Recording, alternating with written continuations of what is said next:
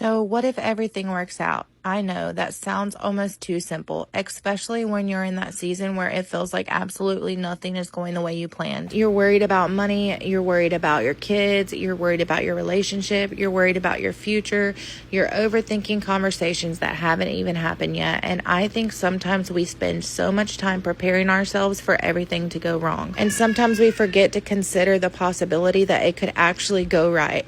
What if the thing you've been stressing over ends up being the thing that works out better than you imagined? What if the door you're waiting on actually opens? What if the opportunity you're scared to take ends up changing everything? What if the season you're complaining about right now is actually preparing you for something you prayed for? And listen, I'm not saying just think positive and pretend life isn't hard, because sometimes life is hard. Sometimes you're cleaning the same mess for the 100th time, trying to keep everybody together, wondering when you're finally going to catch a break. But maybe today, instead of asking, what if everything falls apart, ask yourself, what if everything works out? You don't have to have every answer right now. What if you're not behind? What if you're not failing? What if things are slowly coming together, even though you can't see it yet? I think we're so used to expecting the worst that sometimes hope feels scarier than disappointment. So I'm choosing to believe that maybe, just maybe, everything is going to be okay.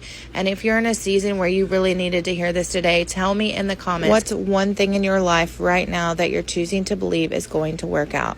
Because Romans 8:28 reminds us that in all things, God works for the good of those who love him. So maybe we don't have to know how it's going to work out. Maybe we just have to trust that God is working even when we can't see it. What are you believing that God is going to work out for you? Y'all drop it down in the comments and don't be shy. If you've made it this far, leave me some praying hands. I pray you guys have a blessed night, and I appreciate every single one of you guys. And I will catch you guys next time. Bye, y'all.